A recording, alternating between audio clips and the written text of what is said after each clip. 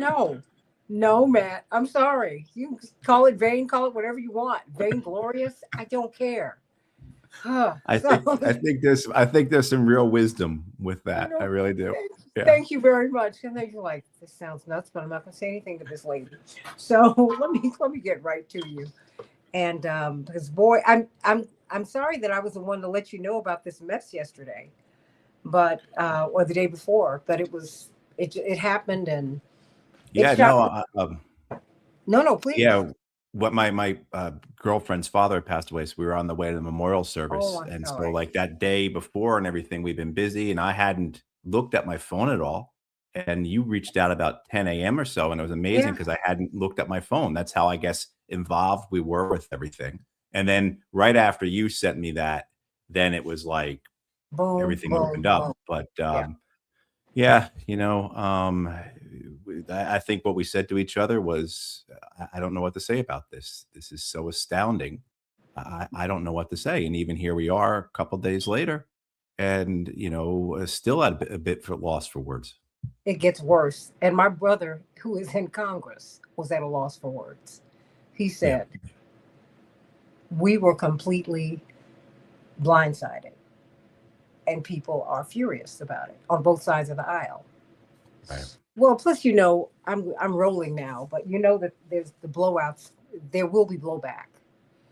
And what's very, very unsettling is that it is not being reported in corporate media. That there is resistance in Venezuela. So I'm going to come up in 10.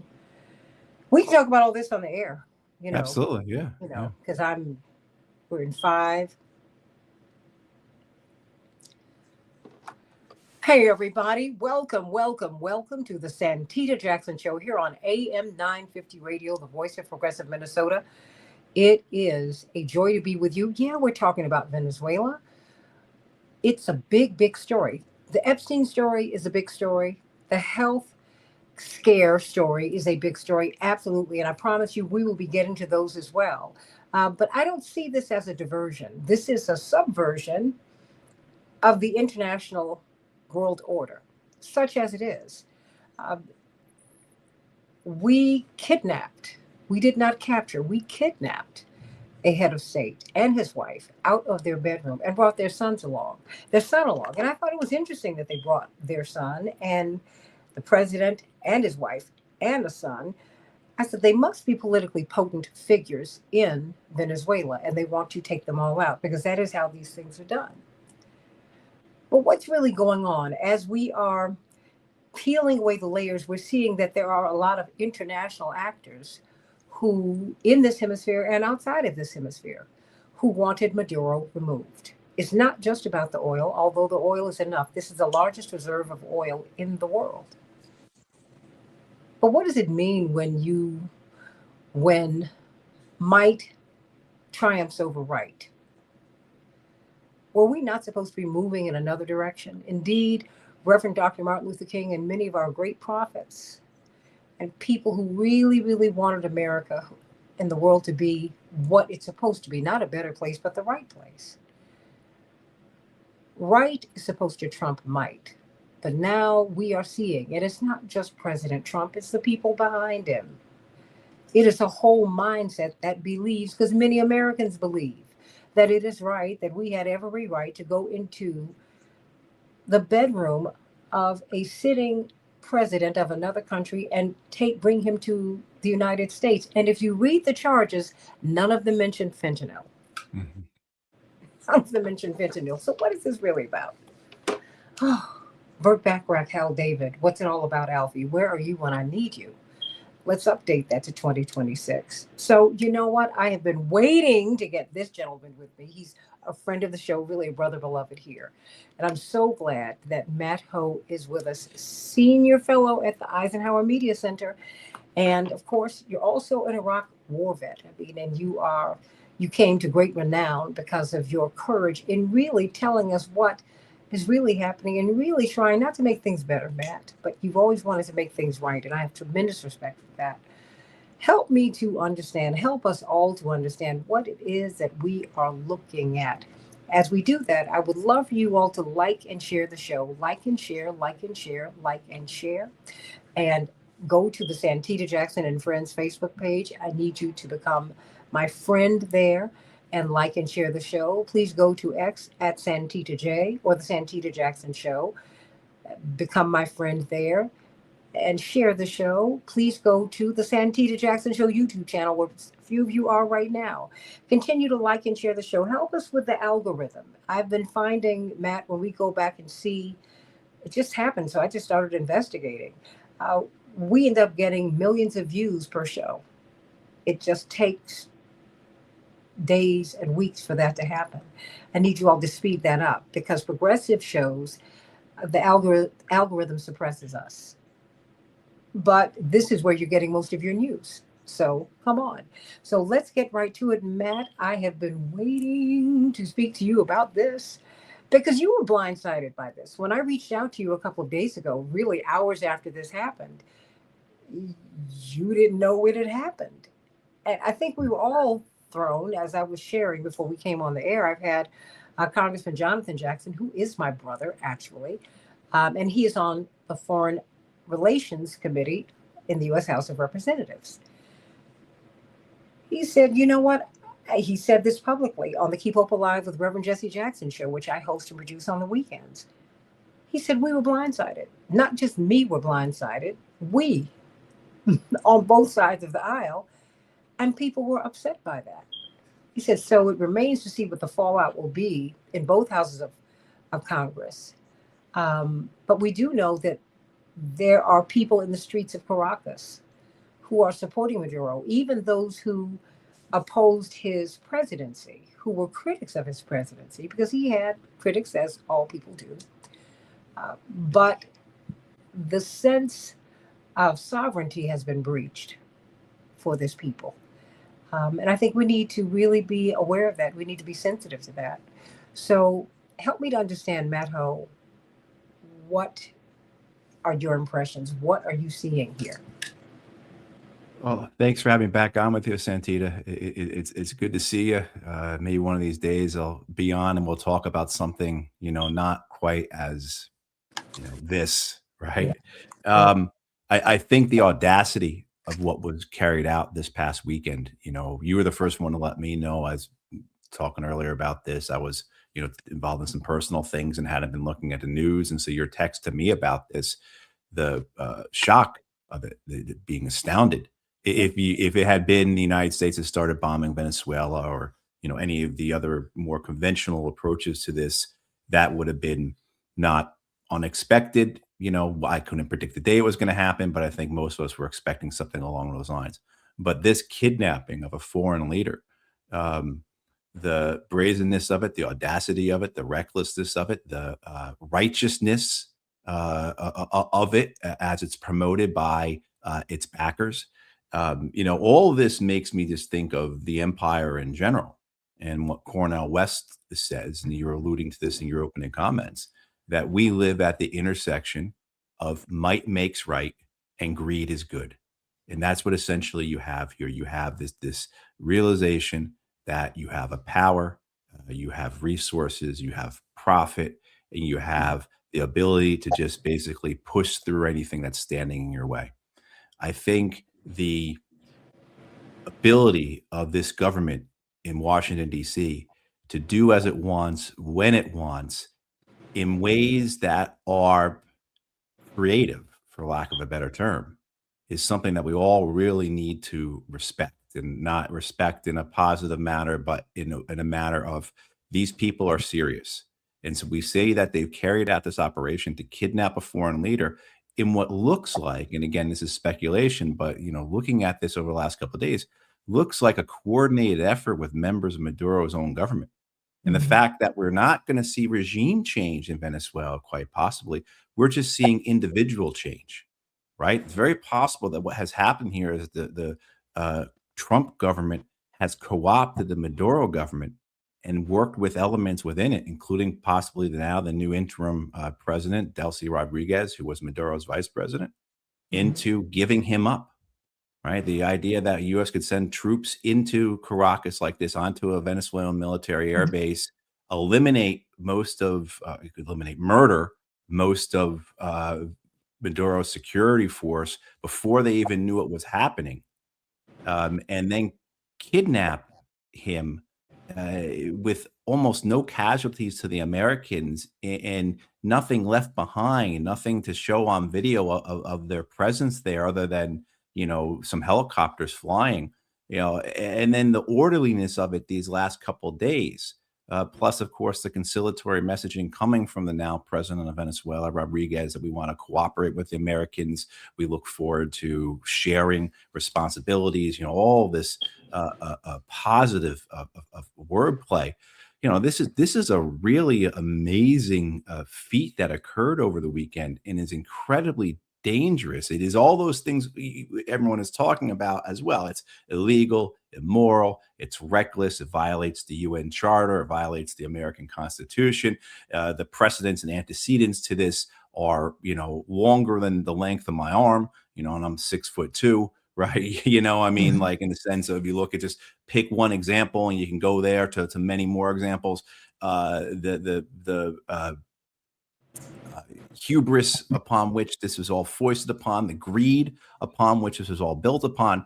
But we also, I think, too, one thing I'm not hearing enough about is understanding the ingenuity of this administration, its willingness to get what it's want, and having its legacy in that in other actions of the American empire going back, decades now. And the point being, I think I'm trying to make, Santita, is that, for all the failures, all the catastrophes, all the disasters, the horrors of American warfare, American coups, interventions, occupations, regime change, there's never a lesson learned by the American government, by the American empire, other than how to try and do it better next time. Right. So there's certainly no shame. There's no modesty. There's no humility. It's just a sense, like, as in this case, how can we get what we want, regardless of any international law, American law, history. And that's, I think, what we saw this weekend. And it really is quite a scary thing to behold, because if they're willing to do this, what are they willing to do going forward? And I think, this idea of this not being limited to Venezuela, but expanding to other parts of the hemisphere. And we've heard them say this themselves, whether it's Trump or Rubio, these threats against Colombia, Nicaragua, Cuba, Greenland, and all these things after this weekend. The ability of this government to get what it wants and who's going to stand in their way is something that we really have to grapple with. Help me to understand why you think this is so dangerous internationally and then domestically. Internationally, because again, as you alluded to, the paucity of resistance to this, except for a handful of Latin American countries, such as Brazil and Colombia, that have stood out against this. Only one European country has actually had the temerity to directly address this and condemn the United States actions, and that was Spain. The rest of Europe and America's allies around the world, so including, say, South Korea, Japan, Australia, their commentary has been incredibly subdued or very vague. Or if you say you read the statement coming from the European Union, you could conceivably be confused enough by that statement to believe that Venezuela had attacked the United States, the way it's written. So the idea that who's going to stand against the United States here, and you have a broken international system that has been broken deliberately, not just by the Americans but by other powers like Russia as well. But you have a broken international system here that's unable to adjudicate such things. It's unable to handle such crises, unable to restore any degree of order or administer any sense of justice. If you had a functioning international system, then if these charges against Maduro were legitimate, which we can get into because it doesn't seem like they really are, but say that they were just for the sake of the conversation, then of course, why don't you refer him through the International Criminal Court? right? Which was essentially, which was essentially, an addition to the system created by the men and women that won the Second World War to ensure that we would have cooperation globally rather than conflict. So I mean, that's the danger internationally. And then again, as I said as well before, the idea that this is just the first, the ability of the United States here to again potentially co-opt Maduro's government to flip it. And you're seeing here as well. I saw earlier today an interview with a gentleman from Caracas who was part of the opposition to the Maduro government.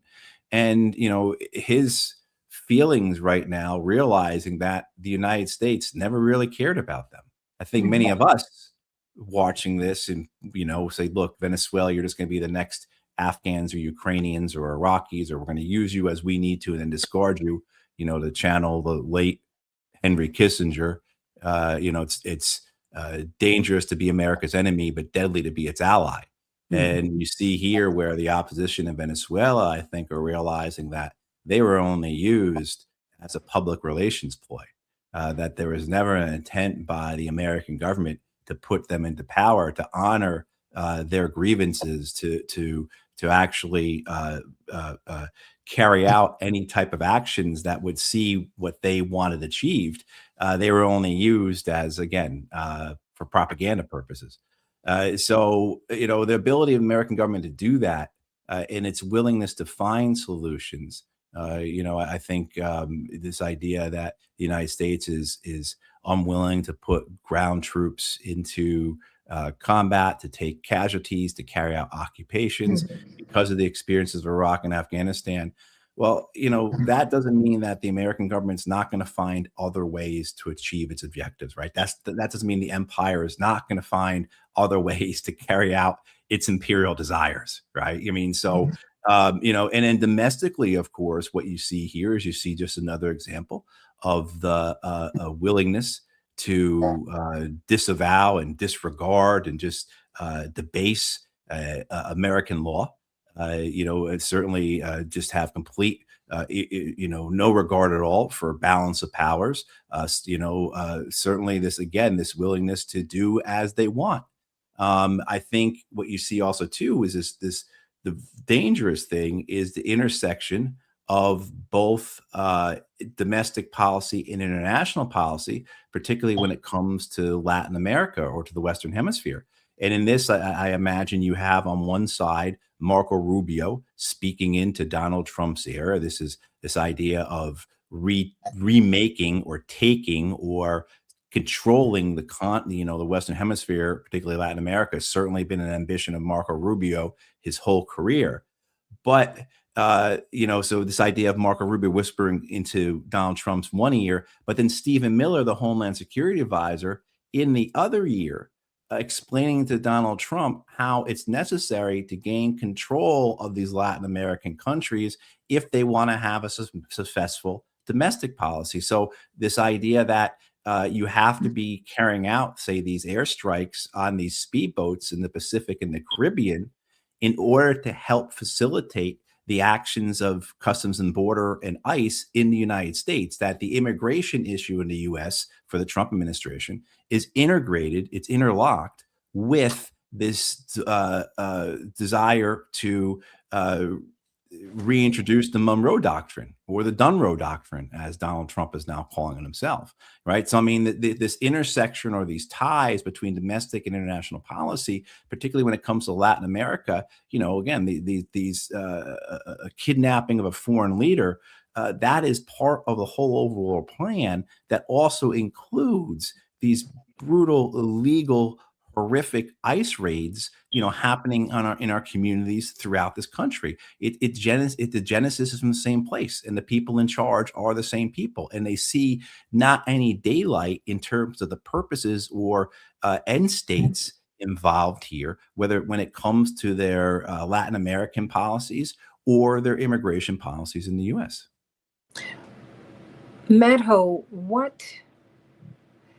when you look at the apparent ease now, mind you, there were casualties. We're beginning to find that out. At least 80 people were killed. Right.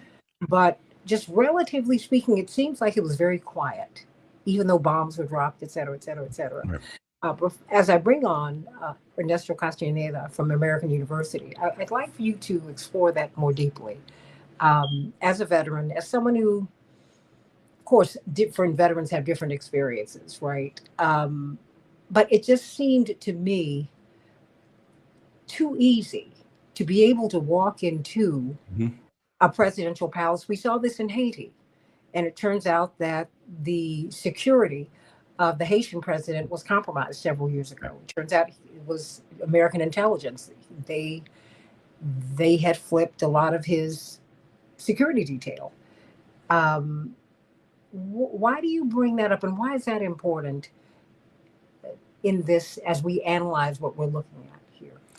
Well, it's important, Santita, because I think most of us had a different idea of what regime change in Venezuela was going to look like compared to what the administration considered and is carrying out. I think most of us saw an operation that would require a dismantling of the current Venezuelan government Mhm. that Nicolas Maduro was not simply a dictator, that he had a government, he had an apparatus, he had people with legitimate power, real power underneath him, and that removing him only would still keep that government in power, and that you need a great deal of military force combined with some type of militarized local opposition to pull the government down. And so I think a lot of us were stuck in these visions of Iraq, of Libya, Syria, et cetera. And this administration, I think, was able to, and again, this is speculation because we're Mhm. only a couple of days out of into this, but it seems as if, based upon how, as you were saying, smoothly this raid took place, how quickly the uh, security forces, the security detail was killed, and just the ease of getting in and out leads you to believe that uh, there were those on the inside who participated in this. Mhm. That, in the sense of saying this is exactly where the presidential couple will be sleeping. These will be the men who are on duty. Maybe they were able to co-opt some of the security detail itself so that the Delta Force commandos were not opposed on the ground. Certainly, I imagine they probably dropped bombs or fired rockets or missiles onto the barracks of the security detail so they knew where they were. We've already seen some reporting saying how the CIA was in the ground for a long time, putting jammers, electronic jammers, and as well as beacons to help guide the aircraft. This is certainly an operation that would have taken months and months and months to prepare for. Eventually, somebody will write a book or have a large expose about how, say, at Fort Bragg, Delta Force had built up an entire mock-up of Maduro's house, or his bunker or whatever it was he was in, and they rehearsed on that. That's typically how they do these things: months and months and months of planning and preparation, if they're able to carry out something like this.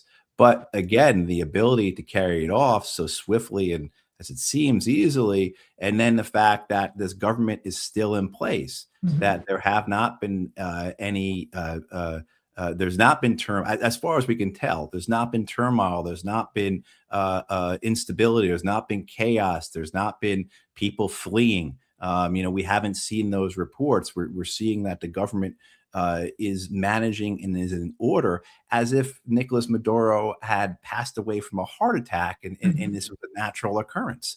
And more will come. But this idea, again, to me, is very frightening, that the American government was able to figure out a way to do this that prevented them from having to carry out an operation similar to, say, Libya. We knew they were never going to put troops on the ground. But certainly a Libya style operation, I think, is what most people were thinking. And I think for a lot of us who analyze this, we have to understand that again, for lack of a better word, creativity. I sound like I'm giving them praise, but I hope no Yeah, one takes it that way. I don't think that you're giving them praise as much as we're seeing that this was conducted, as you said, in a way that no one expected. It is something, quite frankly, that at least publicly we have not seen. Right. You know that you're compromised from the inside, Right. but I think the example most people are using is, because it almost to the day, it's been 36 years since the United States removed Manuel Noriega from Right. power in Venezuela, and it's going to be in Panama.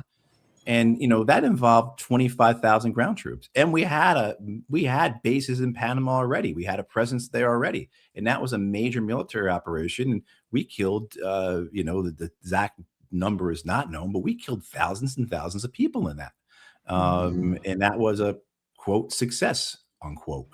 Uh, you know, um, but this here, the way it comes off almost like it's a Tom Clancy novel. And then, another danger of this is the excitement it breeds, right? So what you see happening, say, is this idea that we can do more of it, that essentially the United States is bulletproof, if you will, that our forces are so good, our CIA is so capable that we are unstoppable. And if we can do this in Venezuela, then we can certainly do this in Colombia. We can do this in Nicaragua and Cuba. We can do this in Iran. The president was asked about this yesterday, I think it was, on Air Force One, about doing this in Colombia. And President Trump's response was, sounds good to me. Certainly the success of this will only further build the arrogance of the empire, if you will, as well as its entitlement. And you could see the bump that it's given to Donald Trump's base. Certainly on social media, you see how well coordinated this was. I mean, I shouldn't say well coordinated, but how they had a plan to roll this out via social media to get a large degree of support and reinvigorate Trump's base. You certainly see that with many of the commentators on X right now who are getting millions and millions of views. And many times, this is something you could do a whole other show on, Santita. There are artificial intelligence generated videos that are falsely showing, thousands and tens of thousands and hundreds of thousands of Venezuelans pouring out into the streets of towns and cities of Venezuela, celebrating Maduro's kidnapping. And those are false videos. Those are made Absolutely. up, right? And that's a whole other aspect of this, of like, if you're able to carry out these things and then you're able to use something like that to further enhance the narrative, where does this take you to? Don't know. And, I want to bring up Ernesto Castaneda up to join us, Matt Ho. He's from American University. He's the director of their Latin American and Latino Studies department. I'm so glad that you're with us today. I yanked both of you today because this is, quite frankly, I had to grab everyone because to me, this is consequential. And I have to tell you, Matt Ho and Ernesto Castaneda, my heart is broken. You know, in 1968, I don't remember this, but I'm a fan. I'm a student of history, and so I look back at things, and I'm always, given my own background, I'm trained to look and examine. First time I saw someone pull a gun on my father, I was about 5, Mm. and it was devastating and frightening. When I got home, people were rallying around me, and they were comforting me. My mother said, "No, no. If something like this happens again, I don't need tears, baby. I need witnesses." And she turned to someone and she said, Malcolm's children were her age when they saw this happen. So I looked at, I came upon a Newsweek magazine article, well, the cover story on Dr. King. And I looked to see if there was something before. This was the cover story covering his assassination. And you know what was on the cover? Not him at the March on Washington, not him leading a march. No. He was in the background in the casket, blurred. And a black woman, an old black woman, humble black woman in her wool coat and her scarf, she was screaming in agony, screaming in agony. I said, this was designed to kill the movement because they killed him in front of his closest people. Mhm. And almost everybody had some mental break. My father didn't break, but something in him was broken because as he's gotten older, every time he thinks about it and talks about it, all he can do is weep. Just And I think of the Venezuelan people. After the people have a revolution, and the people are being taken care of. Have they had their faults? Don't we all? But now that's being taken from them. And there's got to be a tremendous amount of insecurity. The people we see in the streets are the people who are well to do and AI generated. Thank you, Matt. Well, you're in media, so you understand, you study this. And that's what's unsettling because, like, as Matt was saying, Ernesto, they're shaping a narrative to try and, I think, to quell uh, what could be unrest. Help me to understand what you're seeing and what you're hearing from people. Thank you, Santita. Great to be with you again. Hi, Matt. Nice meeting you. I was listening to what you were saying, Matt, and I fully agree. You both have spoken greatly about these issues, and then the incident on your dad is also very, very relevant. The political violence is always terrible. So real quick, I'll summarize some points, and then I'll try to follow up on what Matt was saying. So first of all, we agree that the way that this was carried out was against international law, and it was without the permission of Congress. So it wasn't justified act of war. I was speaking a little bit that at least we don't have a declaration of war, which I think is a positive development, that it could have gone worse. The other thing that is, I agree with Matt, we don't have democracy in Venezuela. That's what the opposition and many Venezuelans were assuming, that as soon as Maduro was toppled, Machado or Edmundo or somebody else could come and start democracy right away. And soon after, the economy will revamp and the immigrants could come back to Venezuela, as they've been waiting to do. Now it's clear that was a fantasy, that was never going to be that easy. But at least, but I agree, I mean, we should have expected better from President Trump, that he could at least have pretended to say that we're going to be calling for elections, that this is a return to democracy, that is in the favor of the Venezuelan people. There was no attempt of that in the press conference. So he even makes Bush look like a statesman and a liberal human rights defender. And yesterday, Rubio, in some of the media interviews he was doing in the Sunday morning roundups, I seen the quote that he said that the Venezuelan people was not ready for elections, saying that that day he and Trump know better what's best for the Venezuelan people, which is really, really anti-democratic, really, really anti-American, and really colonial and imperial, like very naked, and how the issue of oil and the entrance of American oil companies was the most common phrase that was used during the press conference by the president. It's something that for critics in Latin America and critics from the left, it makes things very, very easy to criticize because it's very transparent. And so all that is true. But then also there was an extraction, technically flawless. It was illegal, but it was done. I'm very happy that at least Maduro and the wife were taken alive, which unfortunately wasn't the case for Bin Laden. He never faced justice for the attacks, for the crimes he did against people in New York and elsewhere. So they were taken alive, which is positive. Again, it's not right to take them, but they're alive, so they will still be witnesses to this issue. And it was good that Maduro was able to talk back in court today and say that he was a president, that he was kidnapped, that this was done against his will, etc., which I think it's, again, this witnessing is important of this international tragedy. And we have indeed Delcy Rodriguez with a lot of pressure and threats of force by Trump and his allies and his strongmen, but she's in control of the government. She's de facto the president. She's legally, so the jure and de facto the president today. So while we don't have democracy and we don't have a lot of people in the streets in Venezuela celebrating or mourning, they're being very careful because the repressive apparatus continues. We don't have something that I was afraid beforehand. If there was a U.S. intervention, the worst case scenario will be a 8, 10, 20-year war like we had in Afghanistan and Iraq. I think the MAGA people were very against that, and they learned a little bit of that lesson. But also we could have the Libya scenario, indeed, as Matt was saying, with a lot of chaos following, without a clear head, with a vacuum of power, when then in Venezuela you have a lot of different armed groups that will have fought to take control over Venezuela as a whole, or pieces or drug lords commanding different parts of Venezuela.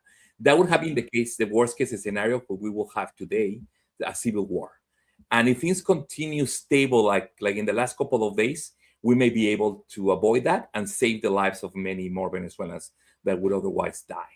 So, at the cost of democracy in the short term, at least we have law and order. I cannot believe myself that I'm saying that.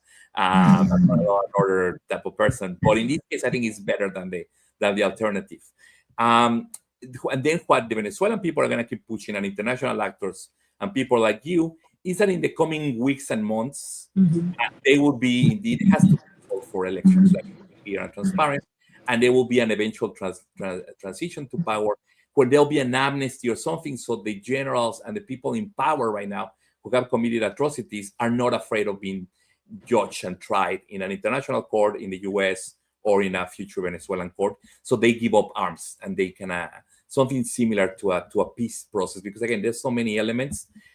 Militias armed by the military against a coup d'etat, the military, the armed groups in some parts of the country. Indeed, some criminal elements that have also weapons that are doing drug trade, although Venezuela was never a threat to the US. And the number one victims of the Maduro regime were other Venezuelans. That problem hasn't been solved.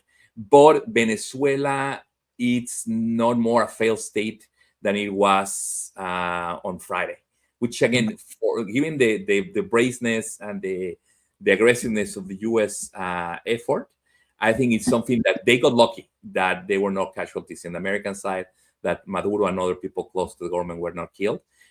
So I think it will be good if we can give Trump, public opinion, the media, Trump a ramp off, so they claim mission accomplished, and they say, okay, we took the bad guy, we're judging him, now we can leave Venezuela alone. Again, this is horrible what happened, but at least it could stop there. That's better than going into a situation that we have today, indeed, in Haiti, still in Libya, in Syria, etc. So, and then also be very clear that this is not the way to go in Colombia, nor in Mexico, nor in other places in the hemisphere, and obviously not in other places. And even though there's a lot of talk of the spheres of influence, and that this gives carte blanche to Putin to take over Ukraine, which is the fact of what Trump is doing. But I guess the more we speak and a unison, and people in Congress, Europe, many other actors inside the US and outside, that it is not an invitation for China to take over Taiwan. That's the way a lot of us are interpreting that and saying that too publicly, too easily, maybe easing the path to China to do that just because it's their turn.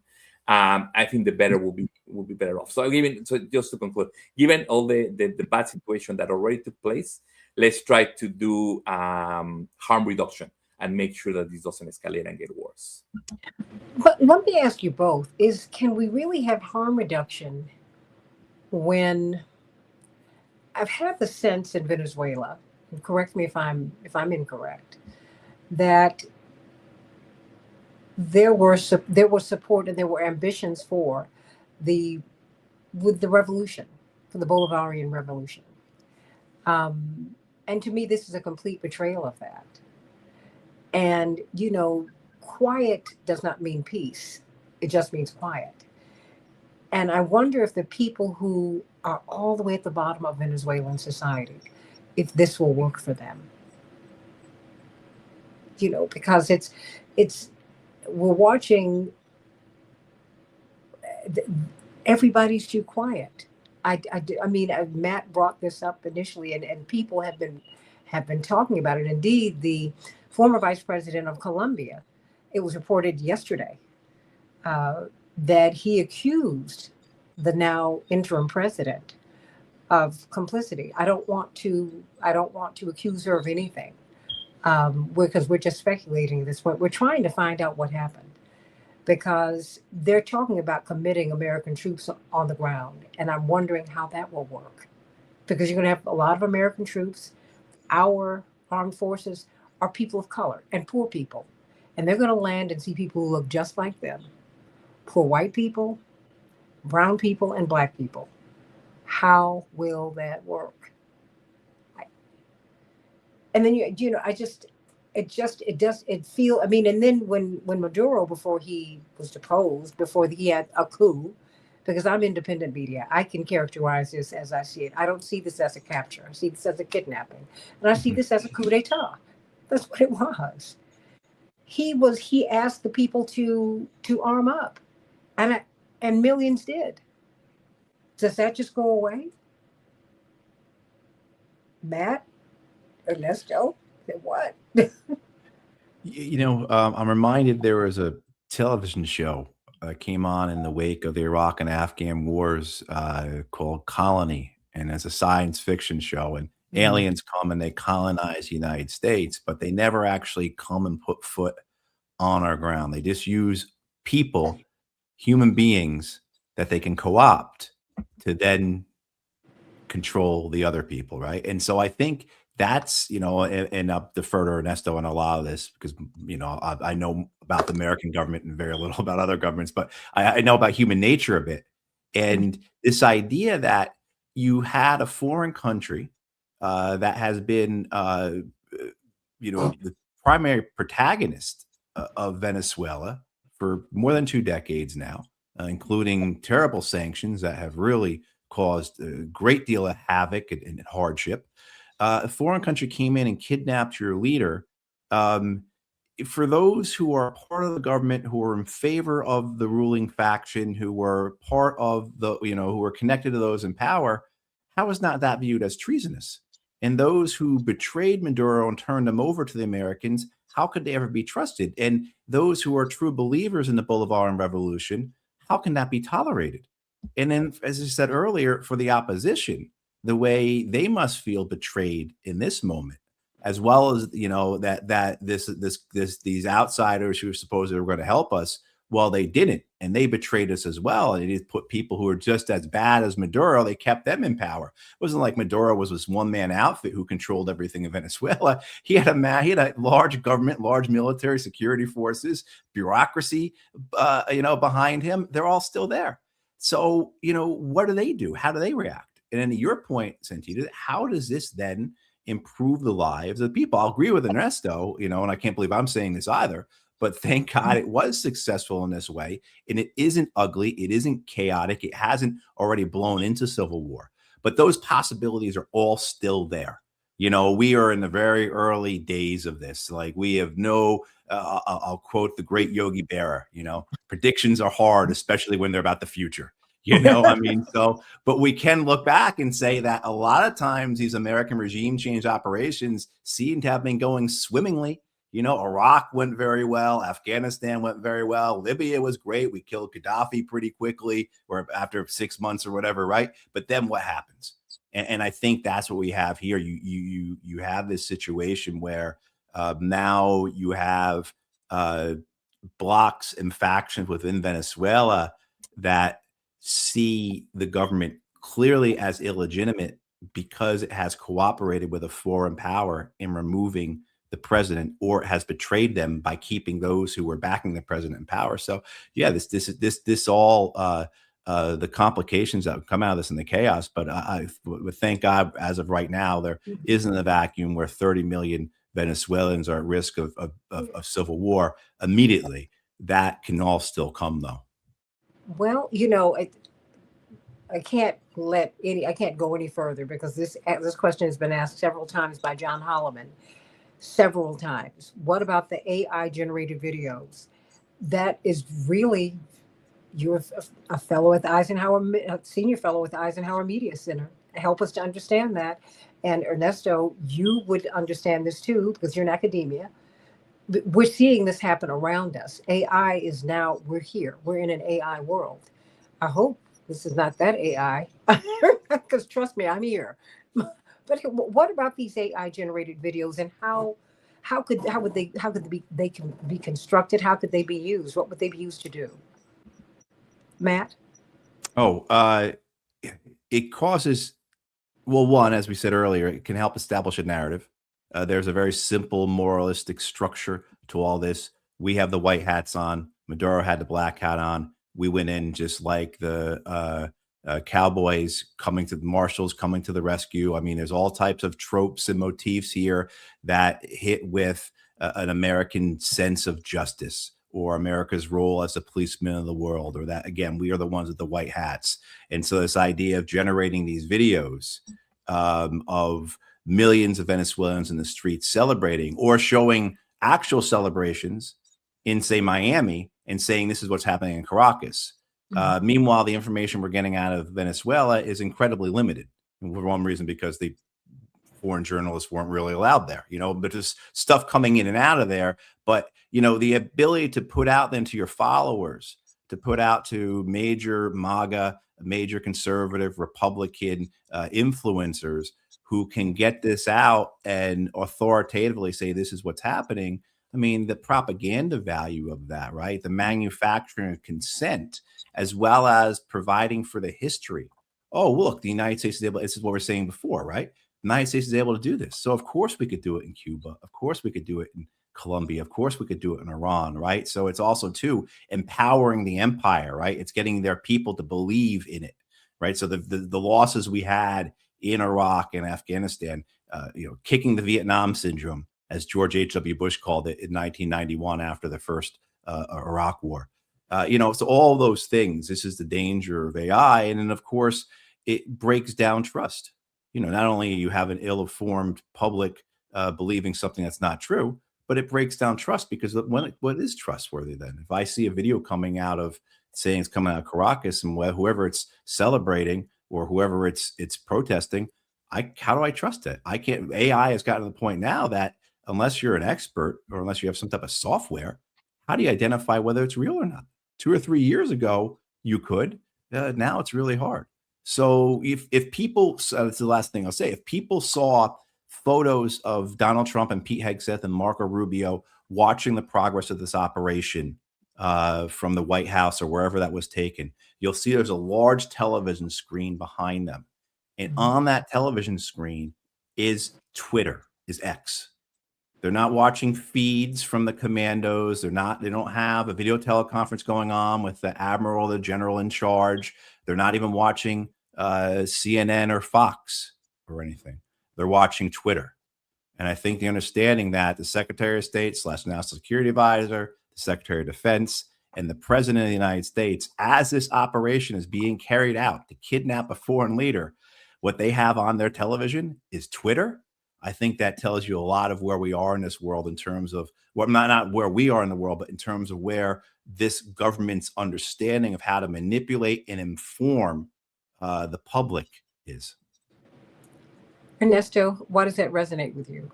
Yeah, no, that's great. Let me follow up on that. So the fact that they were on Twitter, yeah, I saw that image and that commentary. It's amazing, but it is very dangerous. It's not the way to govern, and they are doing it exactly to manipulate, as we say, with the help of Musk.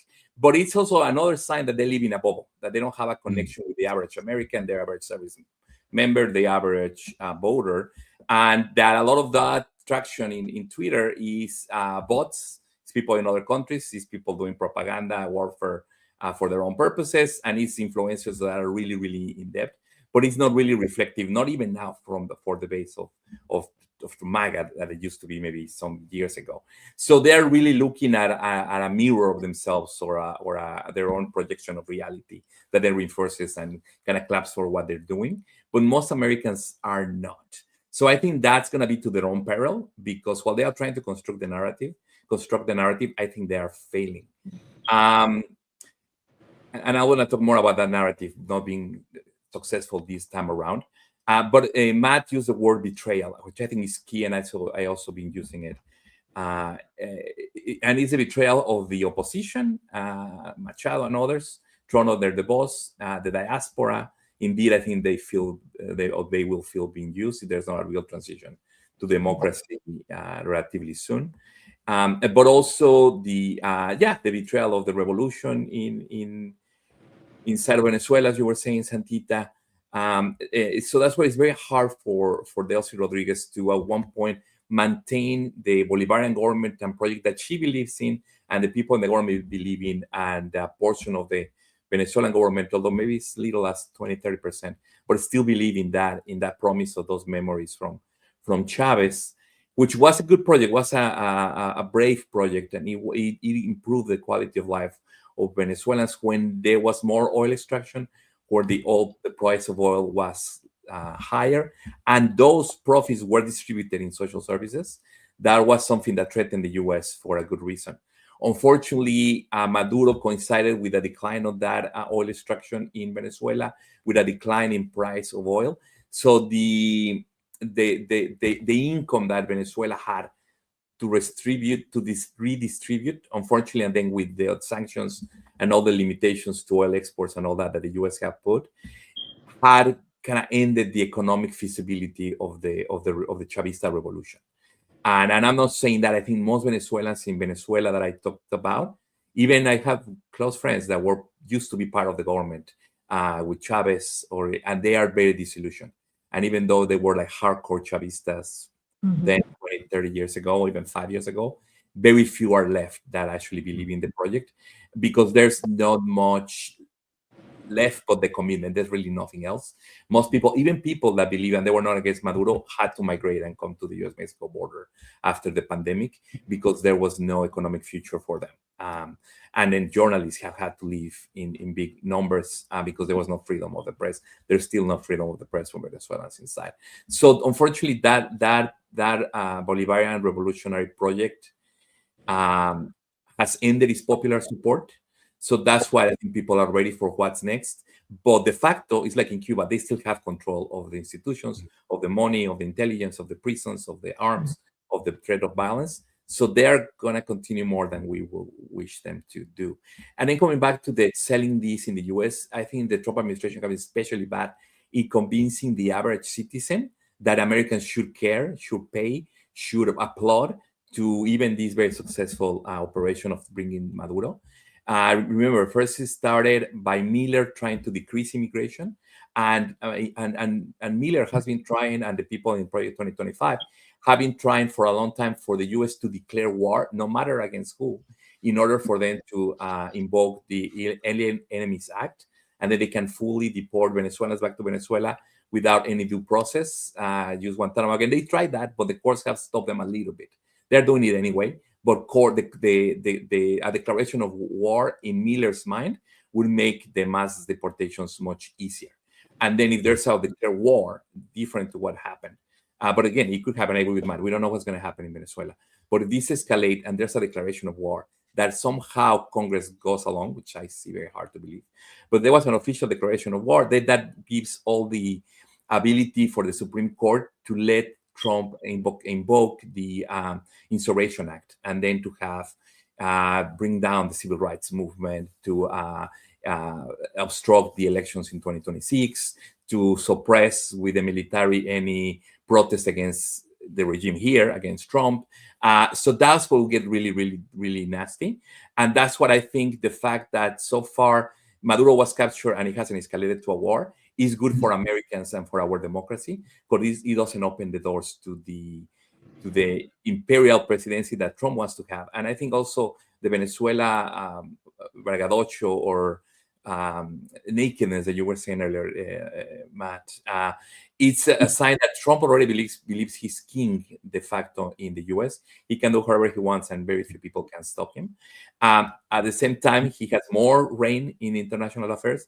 But now I think he's not even happy enough being the king. He wants to be an emperor, and he wants to extend the territory of the US so he can be a new Napoleon or a new old president from the 1800s that expanded the territory of the US. I think that those are his kind of senile aspirations and ambitions, given that this is his second term in office. It sounds exaggerated, but I mean, the way he's behaving with this Monroe Doctrine, or the corollary to the Monroe Doctrine. This girl bought white powder to drug her own. See, I'm trying to figure out how this is supposed to work. There's something about this that's just, it's very unsettling, because Matt, as you and Ernesto have pointed out, we're seeing this happen globally. We're seeing it happen domestically. We see this is a hemispheric fight. Maybe because we don't have the global might that we've had, we now want to at least control the hemisphere from Greenland all the way down to the South Pole. Is that what we're doing here? I mean, and I'm wondering if this is not 1823. That's the Monroe Doctrine. The Monroe Doctrine they're trying to do in 2025. It's 200 years later. Well, I mean, Americans don't trust the Supreme Court. They don't trust the executive branch. They don't trust the legislative branch. They don't trust corporate media. We are having our own problems here because when you have so few Americans who trust the trusted institutions, where do we go? That's the, the that's where the hollowness of these policies are really exposed, right? Because we don't have the foundation upon which to build upon. These ideas about making America great again. It's all spectacle. It's all about TV shows. It's all about getting likes on videos. It's all about AI generated videos. So not even anything Mhm. that's real. Meanwhile, the elements that are required to make a country great, especially its people, are ignored. Right? I mean, it's a failure to invest in the United States, I think, is something that, regardless of what political stripe you wear, the failure of the United States to invest in itself, in its people, over the last decades is the reason why we have 60% of our people living paycheck to paycheck, right? Or we have Mhm. failing infrastructure. We have a healthcare system that bankrupts people more than it cures them. So I think this idea of grandeur of the American empire translating into domestic political success is a hallmark of all American presidencies since the end of the Cold War. And this idea that somehow people will be distracted by the spectacle of Nicolas Maduro being perp walked, as if this is 2,000 years ago and Caesar is bringing his enemies through the streets of Rome to the adulation of the Roman public, right? I mean, it's that same form of spectacle. Again, we have to remember who Donald Trump is, how he built his fortune, how he made a name for himself, how he became president. It's all based upon spectacle. His buildings weren't that great. His casinos didn't run profits, but everyone had this idea of him as a kingmaker, him as, Ernesto was saying, essentially a king himself. And so I think that's what you have here. The idea that they'll continue to use these spectacles. My friend Karen Kiyotowski, who's a colleague of mine, she describes the foreign Mhm. policy of the United States simply as a profit-seeking, cronyism, Mhm. and deceitful wars. And I think that's how so much of this lines up in the idea of extraction. And so, no matter what they say, no matter how much they want to rebuild or reimagine or remake the American empire, consolidate it, focus on the Western Hemisphere, et cetera, et cetera, et cetera, all these things that are laid out in their national security strategy, the reality is that they still are following this erroneous belief that somehow a nation's strength comes from the size of its armies or overseas battle victories, when most of us understand a nation's strength comes from its people. And so I think we end up in the same place, but with all the contingencies and events and causalities and consequences that can come from this. I mean, just because this went smoothly over the weekend, just to talk about, say, Latin, Central, Western Hemisphere, it doesn't mean that things are going to continue to go well. And one of the things that we didn't talk about, one of the effects of this type of operation is now you have every leader, both internationally and domestically, uh, who is concerned the same thing will happen to them.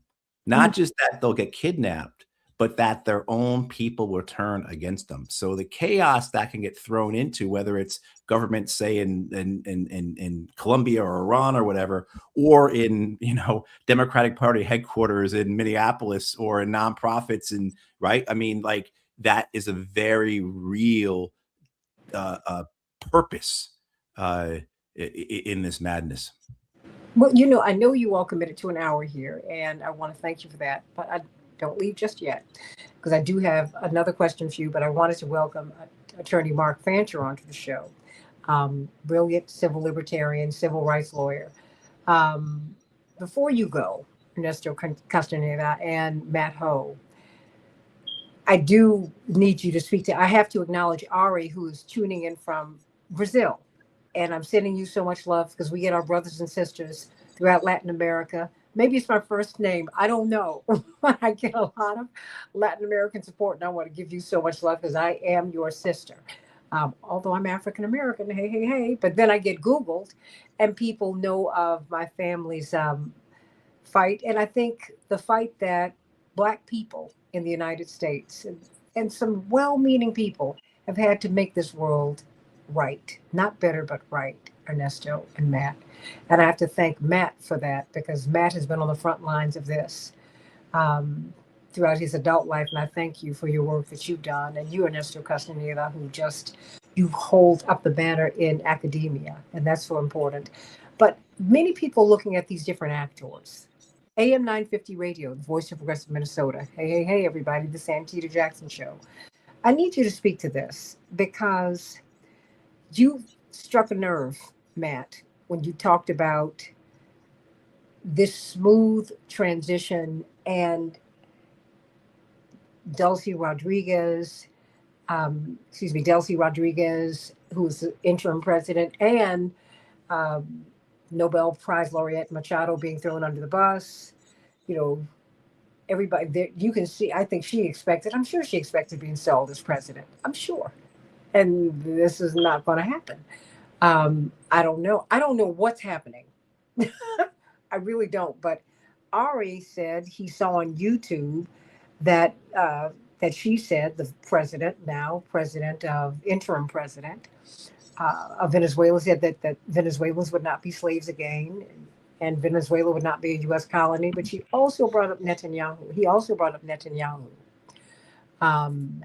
and Machado is someone who was very embracing of Netanyahu. In fact, she wanted him to come in and lead a coup. And many people might not know, but the Venezuelan government cut off diplomatic ties with Israel. Ernesto, could you go into that? And they acknowledge the Palestinian Authority. Right. Yes, they've been critical of that, and there was a mention of that in her speech. But to answer Andy's comment, Delcy Rodriguez, the new president of Venezuela, is in a very tight spot because she has to communicate often with Marco Rubio and somehow keep Trump happy, which is impossible. That standards have been listened to and obeyed, and also she has to present a face that she's doing the best for the Venezuelans, that she's keeping the independence of the country, that she's nobody's puppet, that the country is not a colony suddenly governed indirectly through her, and also has to kind of talk the language of the Bolivarian Revolution, which was against the U.S. empire and intervention. While she's participant in that because there's the threat of the armed boats on the coast. So she's in a very tight situation. That's why, we'll see how sustainable this is.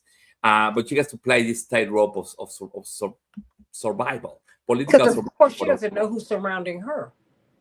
I mean, that's right, and also yes, because there's other people that wanna jump to power that disagree with her being the one, and she got the support of her brother who leads the legislature, which is a rubber stamping organism. But then there's the more hardcore, the people with the arms, the military and the enforcers who probably want to take power for themselves. So she has to keep them happy, and part of it is through this rhetoric. But with the transnational social media we have, people can translate very easily from the Spanish into the English, or so what she says in Venezuela doesn't stay in Venezuela. It's heard here and worries people. And what the statements that Marco Rubio was making in local news stations in the U.S., they travel back to Venezuela. So that's what it's a very delicate environment. If they are trying to do this publicly to the media, that's very volatile. They have to have one-on-one conversations, and the problem is that Trump is changing the tone and if Rubio agrees on something and then convinces of something, Trump may come with a different conclusion a few minutes later. So I think that's where I see these statements, Andy, of she's saying that they're not a colony, they're going to be independent, while at the same time probably if she continues in power, she's going to have to open the door to the U.S. oil companies. And then she made a statement, I think earlier today, when she was much more diplomatic, saying that the U.S. and Venezuela had to come to cooperation, to mutual agreements. She was using a much more conciliatory tone already towards Washington. How well that's going to look internally, people in Venezuela are afraid to express themselves one way or another, the regular people, especially the poor people. And then the key here is to keep the armed forces happy enough, which means that they're going to have been able to continue with their rents, meaning have some income of some type from illicit trade or other avenues, which is also going to be harder as the U.S. is going to try to decrease, if they are serious that they care about drugs, that is going to try to decrease the traffic of cocaine through Venezuela. And also Mexico and Venezuela are going to be pressured to stop sending cheap oil to Cuba, which is going to put a lot of pressure on the Cuban regime, which I think is really why Rubio has gotten into all this trouble, is to see or to be the hero that brings the Cuban regime down. So there's a lot of elements to this, where Venezuela happens to be a convenient place where a lot of the ambitions of people in the White House collided, but they wasn't predetermined. This could have happened in Mexico, it could have happened in El Salvador, it could have happened in Colombia if other things have managed themselves differently. So, so as we shouldn't take seriously what the White House says because they say one thing and then they do the other, in the same way, what Delcy Rodriguez is going to be saying in the following days, I think she's expecting Rubio and the White House to take it with a grain of salt. Wow. Matt, what do you see? I mean, many people are now talking about these international actors who wanted Maduro out. And Ari, of course, from Brazil has brought that out. And he's also brought up, and Robert has talked about palace intrigue. And a lot of people see a lot that doesn't look right to them. There's a lot that is unsettling about this. And it's almost as if, Matt, it's the quiet Mark, Matt, and Ernesto before the storm. It's just too, Matt is just too quiet for me. Certainly. The idea that this could go terrible, I don't know how well that is appreciated within Washington, D.C. or on the major American media right now. We can go through all the examples. Certainly, the long history of American coup interventions, occupations, what have you. I think nearly all Latin American countries have endured that, many of them multiple times. This reality of the United States deciding who it wants to run these countries for the United States benefit. I mean, the primary goal of empire is extraction. And I think if we were to step back and try and think what the White House is trying to do here, this idea of almost like a private equity takeover of a company, remove the CEO, and then essentially let everyone else know that you have benchmarks to meet. If you don't meet those benchmarks, if you don't meet those goals, you'll be out. So if we don't have access to the oil, to the gold, to the lithium, to the, you name it, Venezuela is so rich with resources, then we'll find other people to replace you. So a very transactional Faustian bargain made here that has, as we were talking earlier, betrayed all different forms of constituencies within and without of the Maduro government. But I think this White House thinks it can manage that. And then all the other aspects that spread out from that. So not only getting the resources from Venezuela, but then two, setting the conditions for future regime changes throughout Latin America, possibly other parts of the world. Everyone is tying Iran to this, of course. There was a report in the New York Times just a couple of days ago about threats to the supreme leader in Iran, that something similar would occur to him. I mean, so again, trying to at the very least get instability, get uncertainty, break down trust within these governments as preparatory phases of future regime changes. Because there's no doubt in my mind that this White House wants to see the United States in full control over the Western Hemisphere. That's in line with their national security strategy. But in particular, when we start expanding this to other things, Cuba was brought up. We haven't brought up China. For American policymakers, the idea of looking at the Western Hemisphere and understanding that most countries in the Western Hemisphere, their largest trading partner, China, gives them, agita, right? I mean, like they can't stand that. So there are so many factors involved in this, and we are just really at the beginning of it. Before you go, Mark, how do you want, because I want them to at least hear some of your thoughts, your thinking, Attorney Mark Fancher. Well, I'm like everyone else, still processing this, but my initial thoughts are that none of this was Donald Trump's original idea. I think that his rhetoric in the past suggests that he was committed to the MAGA idea of put America first. That U.S. historically had been engaged in excess in the affairs of other countries, and interventions and all of those kinds of things were frowned upon by MAGA. So I think that the billionaires who surround him, the oil companies and others, really wanted him to get on board with the traditional U.S. imperialist role. What he's done here is completely consistent with what the U.S. has done historically. Regime change is just part of the program. That's what the U.S. does as the flunky or the errand boy for the multinational corporations. They did it when they attempted to take out Castro. And they did that in a number of different ways, including having the CIA to develop a plan for somehow having him put hair remover on his beard so that when he lost his beard, he would lose face among the population of Cuba. They took out Gaddafi, of course.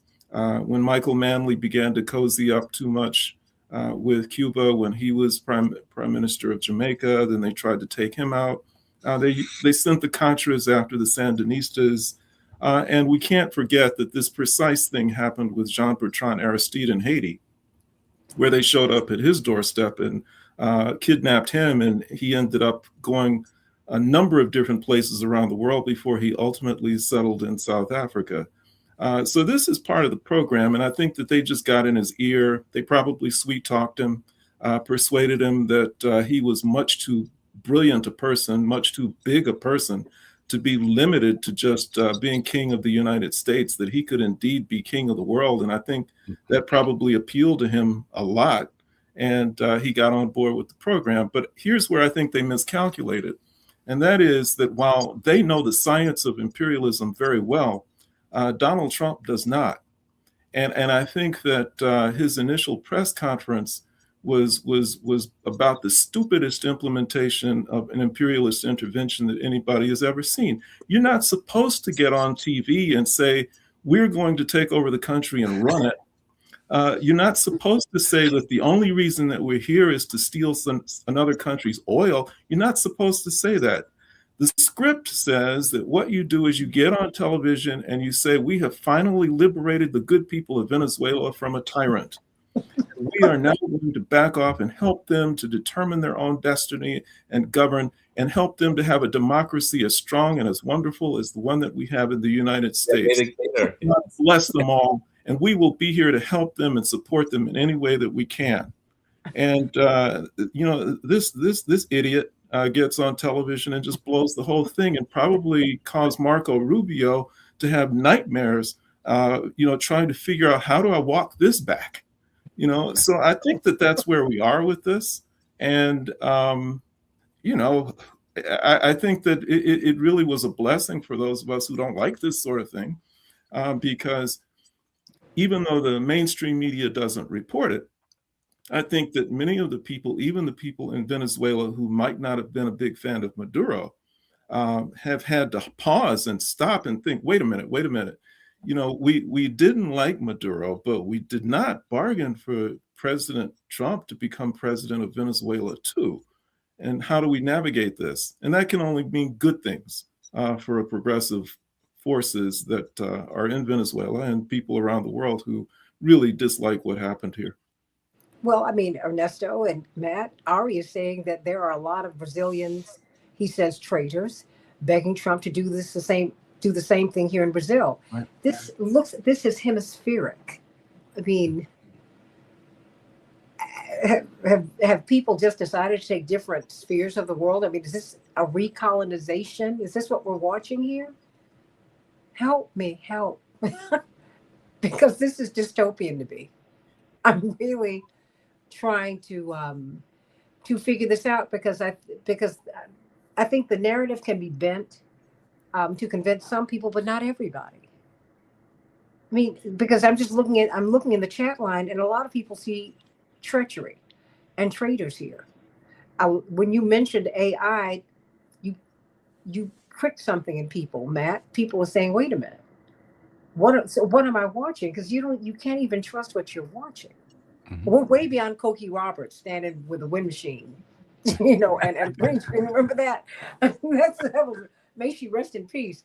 That was a long time ago. I mean, now you've got Tupac on stage, and he's been gone 30 years. Mm. Well, it's true.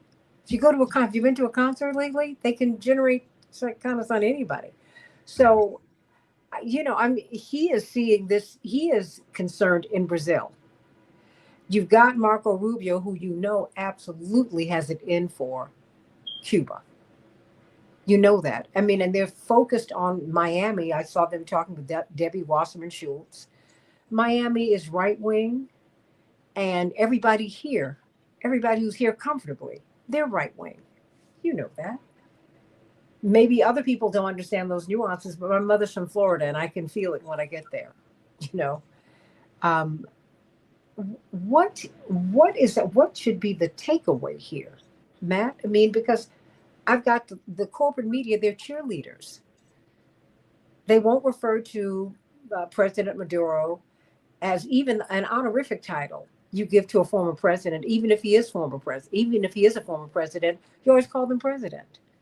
He wasn't kidnapped; he was captured. This is not a coup, and America was right. And almost every, I don't hear anyone who is opposed to this. I don't hear anyone who's even asking questions. What are we supposed to do with that? I think one of the takeaways is kind of as Mark was just saying. This is what empires do. This is what the American government does, and the structures are in place to do so. This is when we were talking earlier about how the lessons learned from the Iraq War and the Afghan War and the Libya War, the Syria War, et cetera, et cetera, et cetera, were not to do those things, but how do we do it in a way that we don't have a political cost? Mm-hmm. And so here you have this this event that occurred that's also a spectacle. So there's a political benefit to it. And as you were saying, Santita, we've seen no opposition to this. I mean, certainly you can go on Twitter or X and see statements from Hakeem Jeffries and Chuck Schumer and, et cetera, et cetera. But they're pretty weak. They're very vague. And if anything, they're simply, this was we're upset because we weren't involved in this criminal act. I mean, that was, they didn't come to ask our permission before we did this. There's very similar to a critique that was, I think, not heard enough about in the last months about these drone strikes on the boats in the Eastern Pacific and the Caribbean, where the controversy and then the oversight from Congress settled on the two men who were killed after the first strike, right? So these two survivors. And the way the media framing, the political framing was that was an act, that was a violation of the laws of war, simply ignoring then the overall murder, the violation of international law and American law, the murder of 100 other people, right? I mean, so when our political system and our media system are able to kind of narrowly define this in a very legalistic terms, or the semantics become more important, rather than discussing the overall structure or the context or the history, yes. This is where we are. And I would say the other takeaway that was alluded to from the commenter was the idea of what does this say to other organizations, individuals, groups, not just in the Western Hemisphere, but around the world, about what is the best way to get the support of the American government, right? I mean, if you are a non-state actor, an opposition figure, however you want to call it, and you want to get put in power by the Americans, what have you learned this last year, right? So again, increasing the dangers of instability throughout the hemisphere, but also the world as well. What have they learned? What has Machado learned? I mean, it seems like something was already in motion, because for Machado to get the Nobel Peace Prize, I was like, who is she and what is she doing?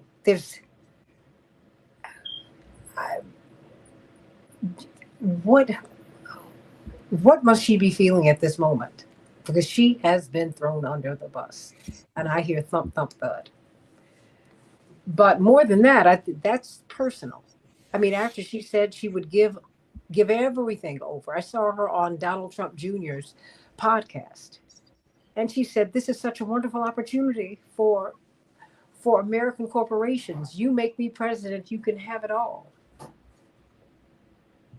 And I can't help but wonder what the Venezuelan people must be feeling and thinking at this moment, and Brazilians and Cubans. I mean, I just wonder how President Rodriguez would be able to hold on to power if she's not trusted. And Mark, you said President Trump said the quiet part out loud, and he said no, but he said last year, I want their oil, and our companies were thrown out, and I'm going to get our oil back. I said, wow, what? Okay, I'm glad he said it, but I just help me to understand what as you go, Matt, and you don't have to go, you can stay as long as you wish. But what is our takeaway? What should we be looking at? We're 2 days in, but I have to tell you, I'm trying to figure out what's going on here, because I can't make it out, Matt. I really can't. But you help me to see that capitalism's game is extraction. So what's our takeaway from all of this? I think I do actually need to go, but I think this idea that, as quoted earlier, Cornel West, that the United States exists at the intersection of greed is good and might versus right.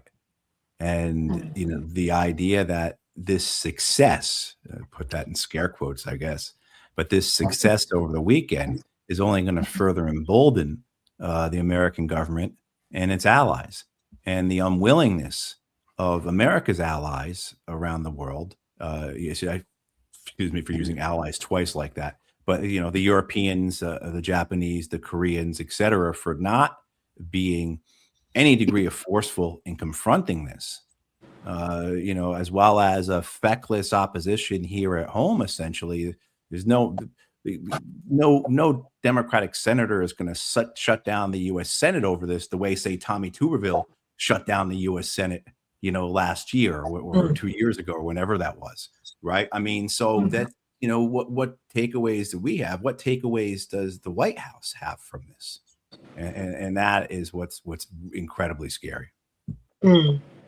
Ernesto Castaneda, I mean, what say you? I'm not trying to cut anyone off. I'm really I'm asking as many questions as I can, because there's so much that is out here now.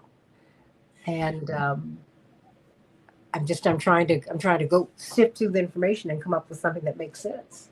Yeah, I guess that being critical, asking the questions is crucial. Having the citizenry be informed, and again, I'm very proud, because this started as blaming all Venezuelans in the U.S. as potentially members of the Tren de Aragua, criminals, right, and deportation. Then we sent dozens of people to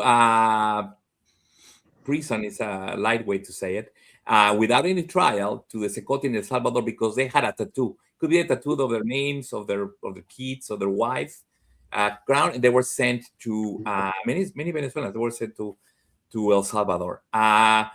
Those people were liberated. People were against that. People were calling for Guillermo Abrego Garcia to be brought back to the U.S. He was trained and all that. He's finally free, and that took months, close to a year.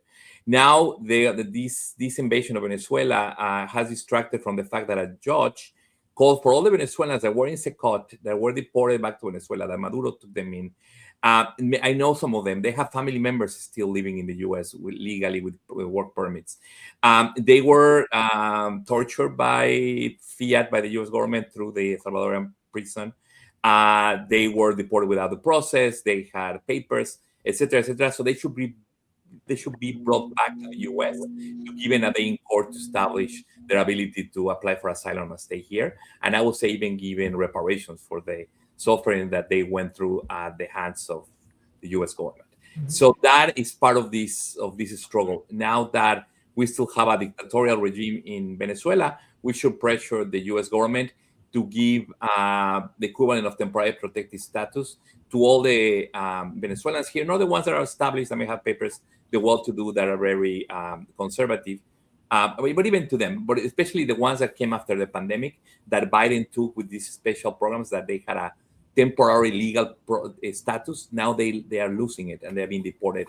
They're one of the biggest groups being deported because the government knows where they live, who they are, when they go to court. So again, this will be like, hey, you say the situation is tough in Venezuela, let them stay. They're our allies, they're our friends. So again, try to push against this idea that Venezuelans are criminals, are drug traffickers, are gang members, and they're a problem because they came to the U.S. during the Biden regime or before. Keep pushing against the idea that this was all because of drugs, right? Because fentanyl is not coming through Venezuela. And I think most people now know that, thanks to the media and people like you, that Maduro is not a kingpin. He has a lot of problems because like dictator, he was cruel, but he was not the lead, the head of an international drug cartel. The courts are going to have to prove that in the U.S. It won't be easy. So they may be hard now that they are here for trial.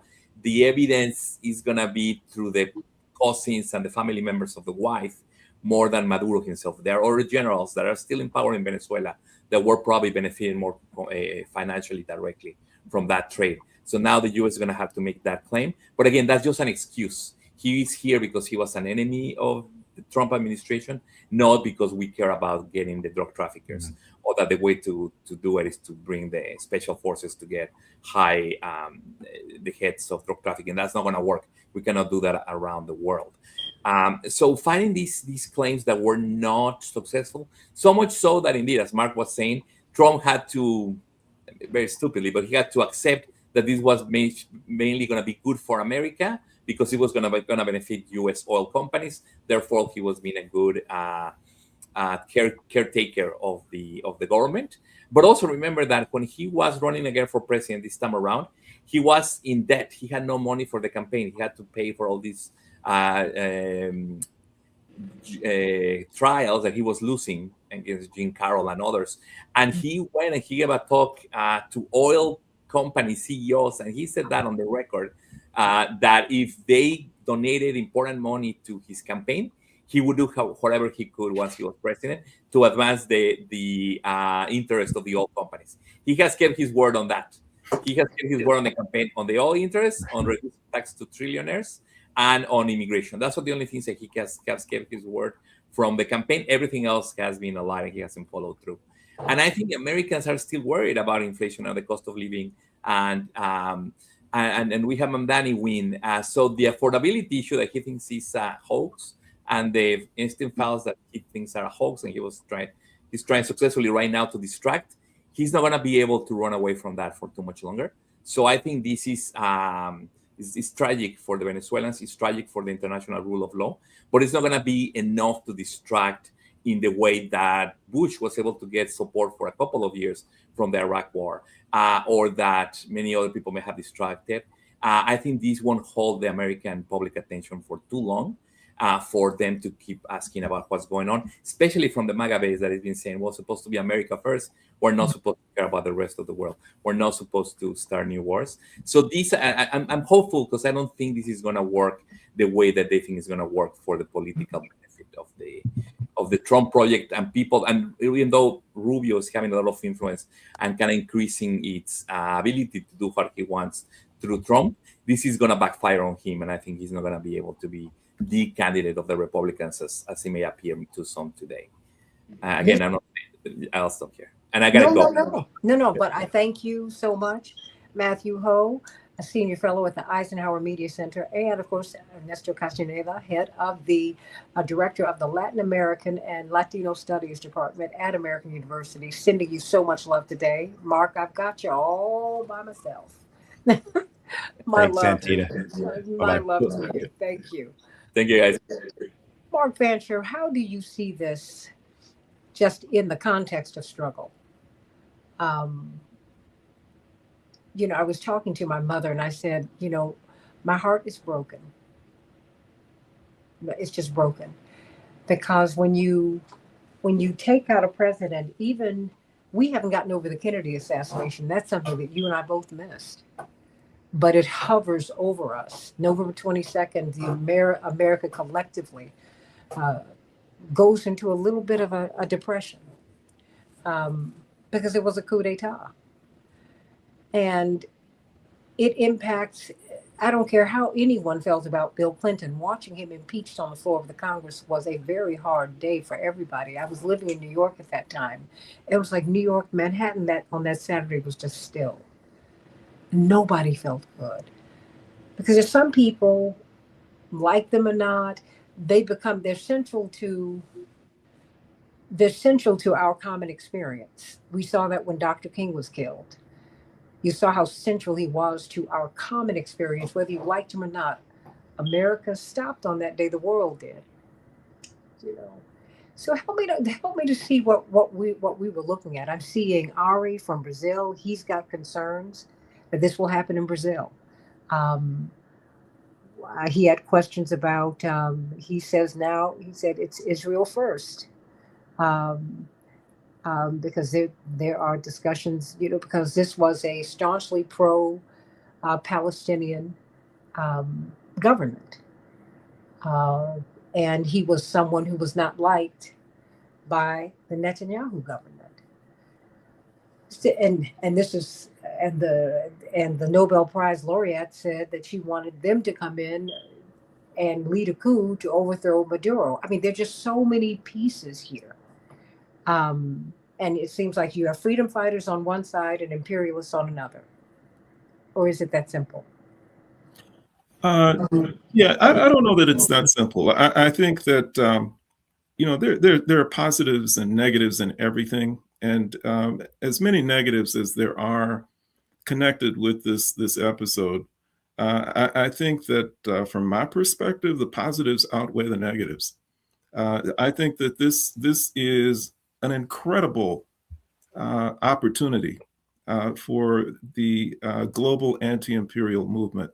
I am so encouraged by the fact that people are connecting the dots. There was a time when people might have looked at this situation in isolation, but the fact that people are saying this has implications for Cuba, this has implications for Palestinians, this has implications for people in the US, that's an amazing and wonderful thing. Because the fact is that those who are ultimately responsible for this kidnapping in Venezuela are the same people who are ultimately responsible for the genocide that's going on in Gaza. They're ultimately responsible for the destruction of Libya. They're ultimately responsible for every attack that's been made on progressive forces and progressive individuals throughout the world historically. And to the extent that the level of consciousness of people escalates because of an incident like this, that can only mean good things. That does not mean that there will be an absence of suffering and pain. But sometimes those are unavoidable costs of moving forward. And that I think that what we see in Venezuela in particular will be very interesting because there are a number of intangible factors that I don't think that the mainstream media and the pundits ever consider. And one of them is the fierce nationalism that exists among most people wherever they may live. You made reference to the fact that regardless of people's political inclinations, when President Kennedy was assassinated, everybody felt bad about it. Everybody was in pain. Regardless of how people felt about Dr. King, when he was assassinated, the country came to a stop. That's no different from what people in Venezuela are experiencing or feeling. Some of them may have not liked Maduro. Some of them may have had serious problems with him and may have been working actively to get rid of him. But the fact is, their national pride has been attacked here. They have had an external force to come in and to take their president when the feeling of most people on a gut level, if not on a conscious level, is that that's our job, that we're the ones who are responsible for determining who our leaders are. We don't have other people do that. And the examples of that include back when the war was raging in Vietnam, Black Panther Party, because they recognized the imperialist nature of that war, went to the North Vietnamese and said, look, we're willing to send Panthers to fight alongside your soldiers against US imperialism. And Ho Chi Minh said, no, we appreciate the gesture, but no, this is a struggle that we, the Vietnamese people, have to wage for ourselves. In order for us to have dignity, in order for us to exercise our right to self-determination, we have to do this. During the anti-apartheid struggle, there were many people of African descent throughout the world who were strongly opposed to apartheid and who would go to the African National Congress and say, we would like to join the ANC. And the response was the same. No, the people of South Africa must free themselves. We can't have other people doing that.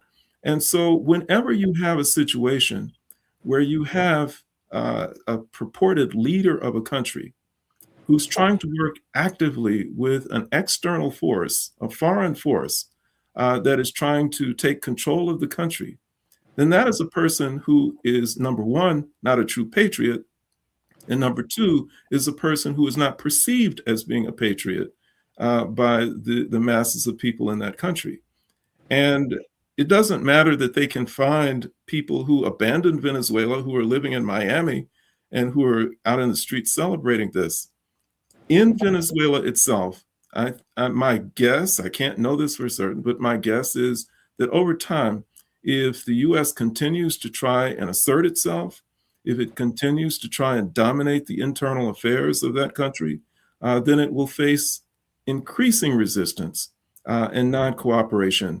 And I think that to at least the surprise of Donald Trump, he will find that he has wandered into a quagmire that is going to be very difficult for the US to extricate itself from. Do you see, are there any parallels in recent history that you see this maybe evolving into? Vietnam, Afghanistan, anything? I mean, going into someone's country, a country that other people know. Because we can't forget that President Maduro called for the people of Venezuela to arm themselves, to be ready for boots on the ground from America, and millions of them responded, Mark. Yes. Yes. I mean, and that's no surprise. I mean, I was not on the ground, and I can't say whether he was actually freely and fairly elected, but there are election watchers who said that he was. Mm-hmm. And if I'm not mistaken, I think Jimmy Carter was one of them. Mm-hmm. And, the fact is that people in other countries may elect people that people in other countries don't understand. People in other countries may not like them, but that is their right. That is their human right to self-determination, to decide who will lead them. And whenever you start to move against that, when you start to interfere with the right of people to determine their own destiny, then they react strongly. I mean, you can consider even in 1983 when the U.S. invaded Grenada. In the pretext for them going in was a series of tragic events in Grenada. Maurice Bishop, who was wildly popular and charismatic leader of that country, who had led the people of that tiny little island in a revolution against Eric Gary, who was a nut. And they had taken it over, and they had put into place very progressive programs for the people of Grenada that addressed their most basic needs in the way of health, education, welfare, all of the things that they needed. Some of his comrades, most notably Bernard Cord and others, decided that for whatever reason that they did not like the direction that Maurice Bishop was going in, and they executed him along with the top level leadership of his organization. Now, at that point, there was no reason for the people of Grenada to have wanted to try and in any way defend Bernard Cord and the people who had committed these horrible crimes. And I don't think that they ever did. But when the U.S. began its invasion, people mobilized, and there was no possibility that they could hold off a U.S. invasion, and they didn't. But the fact that they were motivated to even try and to pick up arms, even tentatively, in defense of their country, gives you an indication of how people feel about their country. You know, Bernard Cord was a problem, but he was their problem. The feeling was, if anybody's going to deal with him, then it's going to be us. We're not going to have Yankee imperialists come in here and take over our island and determine our destiny for us. So, you know, I think that's just part of the human experience. And I don't see why it would be any different in Venezuela or any place else. How do you see this playing? Well, how has it played out for you, just as a lawyer? Fentanyl was not mentioned in the indictment. Is that odd? Well, no, they were lying from the outset about that. I mean, and in fact, I mean, when they started bombing those boats, I do think that, I mean, I don't know for sure, but my bet is that those boats were what they appeared to be, fishing boats, and that they killed, you know, more than 100 innocent people in an effort to try and intimidate and antagonize Maduro. And I think the objective was to make him voluntarily surrender and to submit to the U.S. will. But their rhetoric, you know, I mean, you don't just go around bombing fishing boats and not have an explanation for it. And the ready explanation that they came up with was that, well, the U.S. is overrun by fentanyl, that it's killing so many people here, and these are drug couriers, and so we're stopping the drug trade. And it's only after the media began to press them on that and to say, well, fentanyl doesn't come from Venezuela, that they started to back off from it and say, well, you know, something does, and you know, maybe there's some cocaine coming. I mean, it was all a lie. All of it is just a big pack of lies. And so the fact that it's not mentioned in the indictment is no surprise. I mean, at this point, you're dealing with trying to make a case in a court of law, which requires the production of evidence. And if there's no evidence of, you know, fentanyl trafficking, then you can't put it in your papers. You can't go to a judge and say this is what we got when you don't have it. Is there any, he has opted to stay in jail. Is there do you see any way for him to be defended? How could he have a jury of his peers? He's a head of state. I mean, how would that work, Mark? I don't know that it would. I you know, have not considered it carefully, but sometimes there are jurisdictional challenges that will make it possible for the court to not even reach the merits of whatever allegations are being made against someone. I mean, there's a fundamental question about whether he is lawfully in the United States. Mm-hmm. This was a kidnapping that is not authorized under U.S. law, as far as I know, and it certainly violates international law. The UN Charter, Article 2, Section 4, it says all members, and that refers to all countries who are members of the United Nations, shall refrain in their international relations from the threat or use of force against the territorial integrity or political independence of any state, or in any other manner inconsistent with the purposes of the United Nations.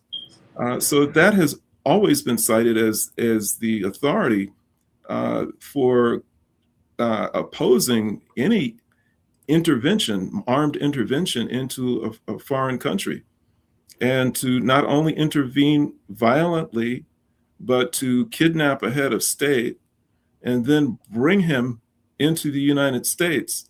If I were defending him, I would look very carefully at the lawfulness of all of that, or the illegality of it all.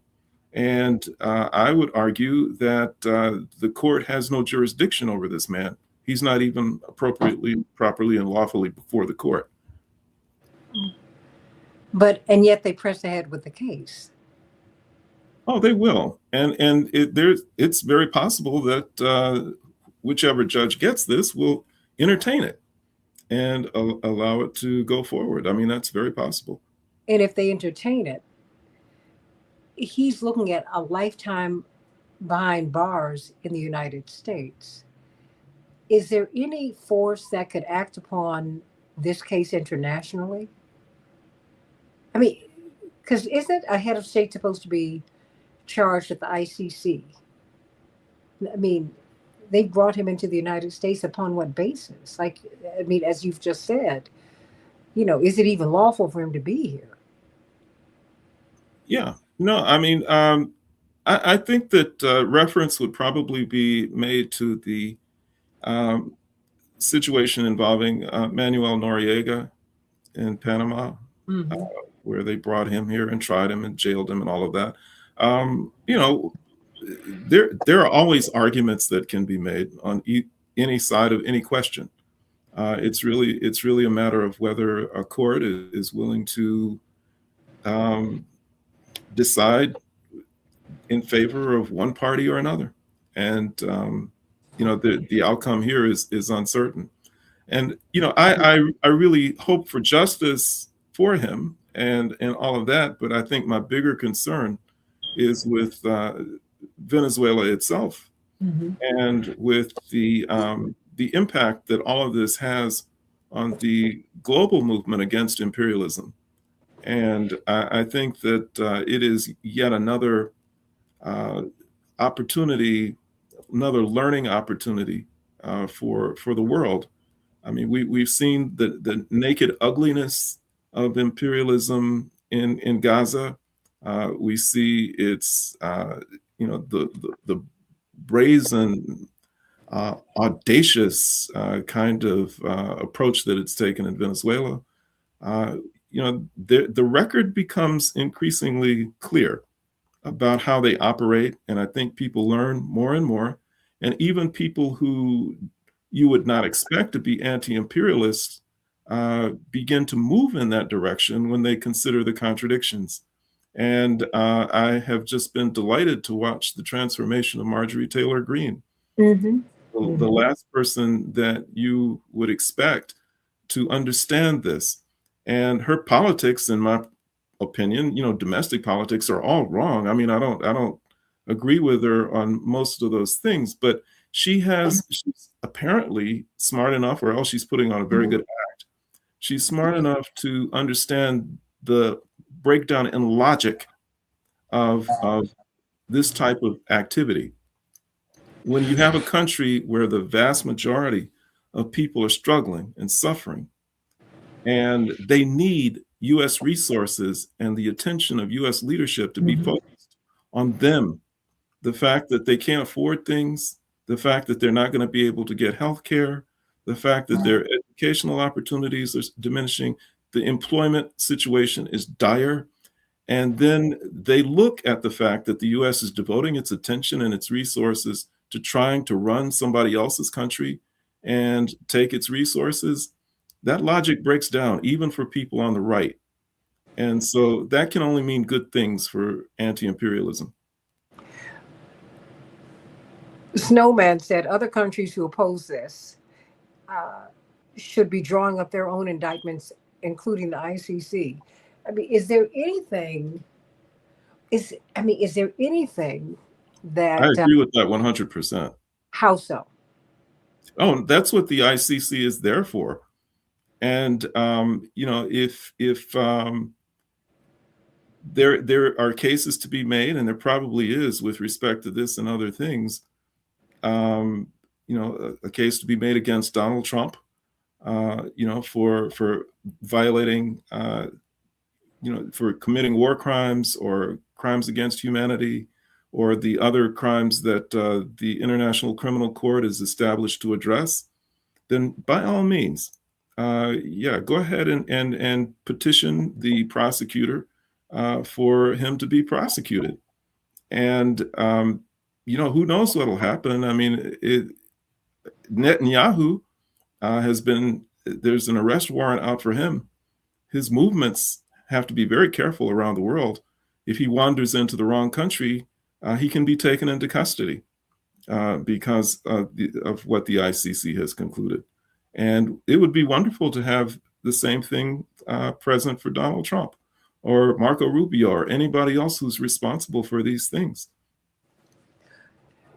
As we watch all of this unfold, because now President Maduro pleaded not guilty today, and they said, according to press reports, he was looking upward in the courtroom, and he said, "I am a decent man.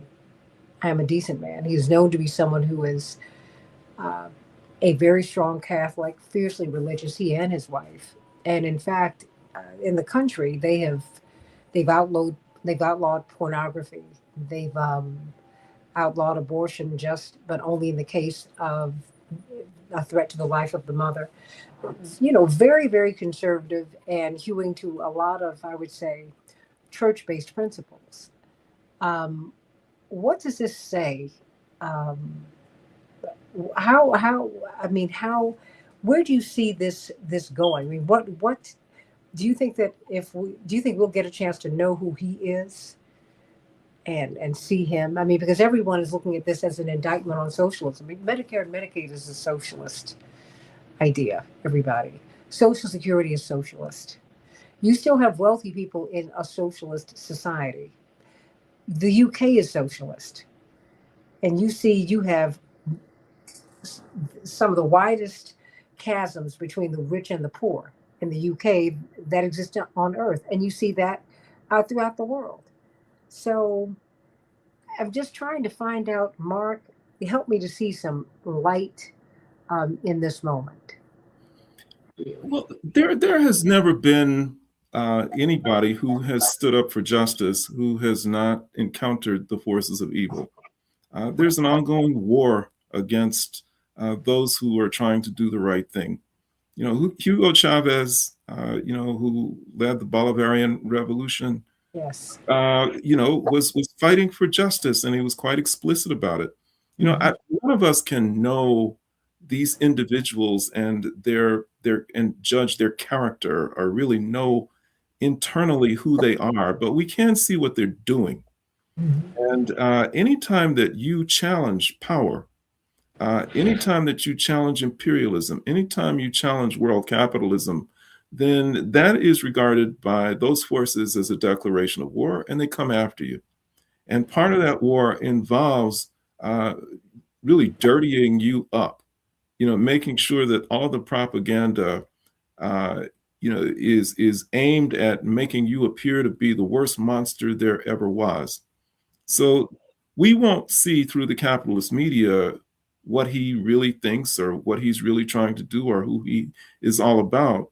But we can very often know or have a pretty good idea about who they are by who their enemies are.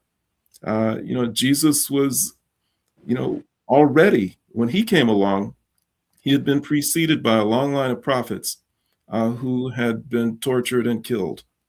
And then he came along, and he's the ultimate, I mean, the Son of God, and you see how they treat him. Mm. And then all of those who came after him, who spoke of justice and who spoke of love and who spoke of peace, these were people who were attacked and killed. So this is par for the course. There's no surprise here. I just think that the one thing that people in the US would be wise to do is, as they're looking at Venezuela and feeling sorry for Venezuela, should really look at the US and feel sorry for the US. Why? Because while Venezuela is undergoing all of this terrible trauma because of what the US has done, it still is not spiritually dead in the way that the United States is. I think that when you have a country that overwhelmingly votes to put in, well, not overwhelmingly, but votes to put in someone like a Donald Trump and all that he represents and who he is, then you've got a country that is, if it's not spiritually dead, it's getting really close to it. And this country and where it stands with respect to its relationship to God, with respect to its relationship to just basic decency and morality, where it stands will become apparent to us in the months and the years to come as people reflect on, the evil forces that have been in control of this country and how they choose to react to it. If they continue to sign on to it and continue to support it, then this country is lost spiritually. If they wake up and they recognize that we've made a horrible error and we want to correct it and we want to be better people, we want to be a better society, then there's a little ember of life that's still left, and we just have to hope that it flames up and really takes over the society as a whole. And that is all. Dr. King said if we continue to spend more monies on the military than on programs of spiritual and social uplift, we would be heading towards spiritual death. We're the ones who have to make the choice. Let us choose so that we will not lose. I am Santita Jackson. Let us pray for everybody. This is a very, very challenging time. And we're going to be talking about healthcare throughout the week and the Epstein files and so many things that are going on. So many things are going on. But I think that, Mark, the good thing is, as you would say, now things are being revealed. Just as the book of Revelations, things are being revealed. Ari, I want to thank you in a special way for coming to us from Brazil today. You said, yeah, Mark has a point. And may God save the hardworking American men and women. I'm so glad that you know that this is something most Americans do not agree with what happened this past weekend. Most Americans do not. And so may God bless you. And you know what? Tell all of our brothers and sisters down in Brazil, I've been down there singing, Ari, that they should join us because they have a home here on the Santita Jackson Show, here on AM 950 Radio, the voice of progressive Minnesota. God bless you, everybody.